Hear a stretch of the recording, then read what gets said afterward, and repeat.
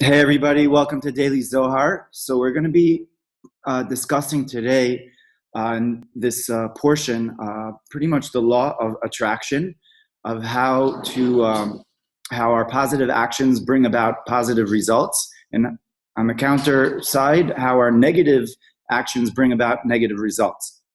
So the portion that we're in right now is the portion of Bo, where God says to Moshe, Bo el Paro, come to Pharaoh. Why? Because Pharaoh is now ready, because I've now hardened his heart. And there's a very basic question, philosophical question, of how is it possible for God to harden Pharaoh's heart? That means he takes away pretty much his free choice. And we know that the novelty of man is his ability to have free choice. So how is it possible that free choice was taken from Pharaoh? Thereby, Moshe was able to approach Pharaoh and bring about the desired results of taking the Jewish people out of Egypt. So I'm going to share my screen, and we're going to take a look at today's Zohar.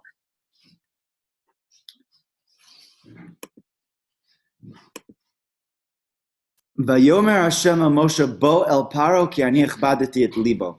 And Hashem says to Moshe, come and approach Pharaoh because I have hardened his heart. Rabbi Yehuda patach ve'amar. Rabbi Yehuda opens up and he opens up the channel of understanding this contradiction, this philosophical question. Ve'amar. And it's a quote from Psalms. Ashrei ha'am yodei teruah, Hashem be'or panecha yalechun. Fortunate or praiseworthy is the nation which knows literally how to blow the shofar. That's what teruah means, to blow the trumpet. And they will walk with the countenance of God. So teruah could be understood as the blowing of the trumpet, like teruah, or it could be from the word ra, from the word negative, meaning that they know fortunate is the nation that understands why the ways of God and why God does good, and why specifically through the angels, the Zohar explains, and why God brings about negativity as well, again through his emissaries. So it says Hashem be'or panecha yalechun. Those are the people that go with the countenance of God, with the light of God, and those are the ones that study the Torah, that have the secret of God within them, and they understand the reason for the results of either positivity or negativity. How much do people have to go in the ways of God? Ulamitar pikude oraita, and they need to safeguard the words of Torah from not transgressing them. Begin to yiskun bala alma de'ate, in order that they shall merit through the study of Torah the world to come. Uleshezava lon mikol kitrugin dele'ela vetata, and they will be saved from all types of negativity from above and below. And this refers to actually also negativity even after one's passing from this world, and the results and the outcomes of what will be. Because there are so many mikatrigin, there are so many what are called negative forces that try to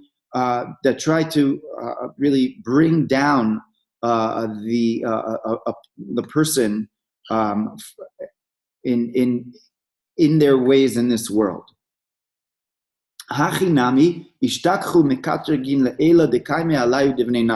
too, there are many negative forces that try to sort of like cause a person to stumble, and by that person actually stumbling, that brings about the negative result, and they are in a sense like now testifying that this person actually did this and this wrong. So it sounds pretty intense. And the truth is, it is that we're constantly faced with choices, either positive choices or negative choices. Unfortunately, it seems like there is a notion out there that is trying to, in a sense, like get us to do negative, and by doing the negative, we're actually being testified about what we did. However, he says, but it also works on the flip side. Those that follow the precepts of the Torah, and they go on the path, on the just way, on the straight path, and they go on with the awe and the fear and the inwardness, fear and connection of their master. So there are so many angels that safeguard a person, and they actually testify the person's merit. As it says, when a person is judged in the higher court, if there is, when he is judged up above, so they actually seek out that person's good deed. If there's even one good deed, and over here it's a verse in Job that mentions that God actually seeks out the one angel that could testify to the person's good deeds. So now, what is going on with these angels, negative angels testifying, positive angels testifying? So the Talmud teaches that every good deed that a person does, and conversely, every negative deed that a person does, he creates an angel. So the mitzvot, the good deeds, the positive deeds that a person does, create positive angels that are, so to speak, in the army of this individual person. So a person that does one mitzvah has one angel that is there safeguarding that person's way. And conversely, if a person does negative, so then he creates a negative angel, and a person could create, unfortunately, armies of negative angels that are around a person. You could kind of like sense a person quite often. Anybody that's a little bit sensitive could sense what is termed as energy, or some sort of a vibe within the person, and you could sense if a person is a good person because of what they've done, and they've created a lot of good energy, good, like it's called in other circles, good karma, right? But in the words of the Zohar, it's like creating the malachim, the angels, and a person senses that. And right, on the other hand, when a person is around a darker type of an individual, they realize that person is really in murky waters, in a sense, and their actions actually speak for themselves, and a person could actually sense that and could feel that about the person. So, Amar le Rabbi Chia asks Rabbi Yehuda, how is this so? If God knows everything that a person is going to do, the truth is, so why is it needed for angels to actually be there for the person, either on the positive or on the negative? So Rabbi Yehuda answers Rabbi Chia, and he says, although God knows everything that we're going to do, but the reason that we are given the ability to have the free choice and to actually draw more positive around us is, in a sense, he says that is in a sense the reason of our creation. And conversely, we could either choose the other way. And with this, the Zohar explains this. Rabbi Yehuda and Rabbi Chia, with this short discussion in the Zohar, they explain, Rabbi Chia opened up and he explained, this is the inner idea of why Pharaoh lost this sense of free choice. How could he lose his free choice?